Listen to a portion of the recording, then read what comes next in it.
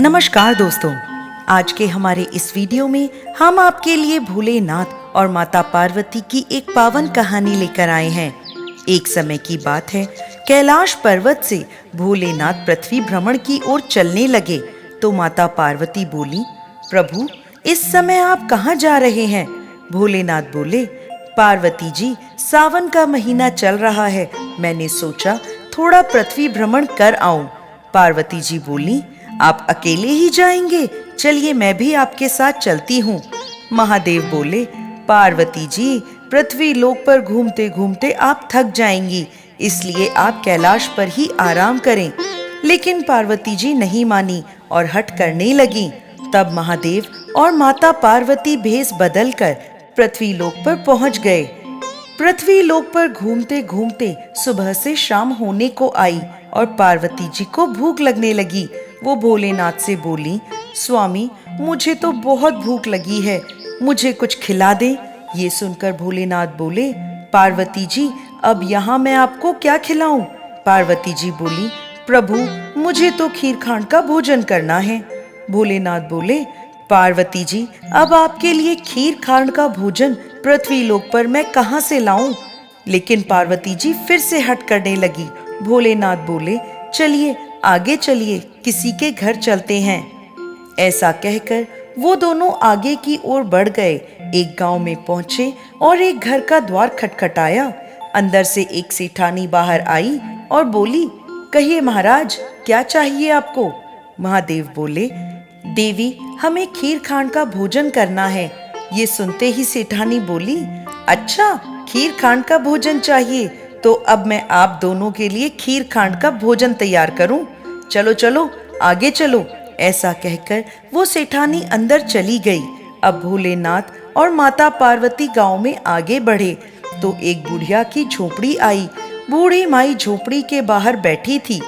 भोलेनाथ और माता पार्वती बूढ़ी माई के पास गए तो बूढ़ी माई बोली, आइए आइए महाराज, मेरी झोपड़ी में पधारिए, कहिए मैं आपकी क्या सेवा करूं?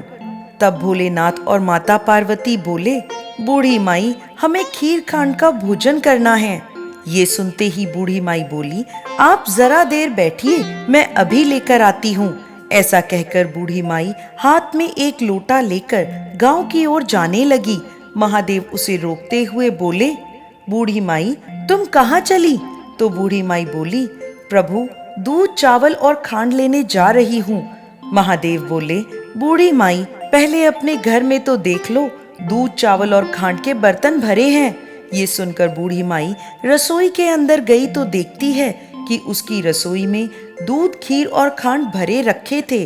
बूढ़ी माई ने एक हांडी में खीर चढ़ा दी। इसके बाद भोलेनाथ और माता पार्वती को भोग लगाया। उन्हें खीर खांड खिलाकर बूढ़ी माई बोली, महाराज यहाँ तो बहुत सारी खीर बची है, मैं एक अकेली प्राणी इतनी सारी खीर का क्या करूंगी?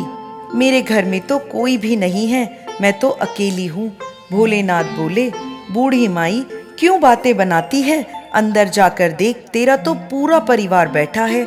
ये सुनते ही बूढ़ी माई अंदर कमरे में गई तो देखती है कि उसके बेटा, बहू और पोते पोती कमरे में बैठे थे। यह देखते ही बूढ़ी माई दौड़ी दौड़ी महादेव के पास आई और बोली, प्रभु ये इतना बड़ा परिवार तो हो गया, लेकिन ये परिवार इस झोपड़ी में कैसे रखूंगी? ये सुनते ही भोलेनाथ ने बूढ़ी माई की झोपड़ी पर एक लात मारी तो बूढ़ी माई की झोपड़ी एक आलीशान महल में बदल गई और भोलेनाथ और माता पार्वती अंतर ध्यान हो गए। अब बूढ़ी माई खीर के कटोरे भर भर कर सारे गांव में बांटने लगी। खीर बांटते बांटते वो उस सेठानी के घर पहुंची और कहने लगी, लो सेठानी जी आपके लिए खीर खांड लेकर आई हूँ। सेठानी बोली, अरे बूढ़ी माई तेरे घर में खीर खांड भला कहाँ से आई? तो बूढ़ी माई बोली, मेरे घर माता पार्वती और महादेव स्वयं आए थे, उनकी कृपा से ये सब हुआ है। ये सुनते ही सेठानी बोली, अच्छा मेरे घर का धन तेरे घर भला कैसे आ गया? मेरे पास तो कुछ भी नहीं बचा। बूढ़ी माई बोली, ये सब तो माता पार्वती और भोलेनाथ की कृपा से हुआ है। अब वो सेठानी भागी भागी भोलेनाथ और माता पार्वती के पीछे चल दी। उनके पास पहुंची और बोली, महाराज, मेरे घर का धन आपने उस बुढ़िया को क्यों दे दिया? महादेव बोले, मैंने तो कुछ भी नहीं किया, तूने ना कहा तो तेरे घर ना हो गया। बूढ़ी माई ने हाँ कहा तो उसके घर हाँ हो गया। भोलेनाथ और माता पार्वती के पैरों में सेठानी पड़ गई और बोली, महाराज कुछ तो करें। तब महादेव बोले, जा, काम तेरा कोई रुकेगा नहीं और धन तेरा जुड़ेगा नहीं। ऐसा कहकर भोलेनाथ और माता पार्वती कैलाश पर्वत की ओर चले गए। जय भोलेनाथ, जय माता पार्वती।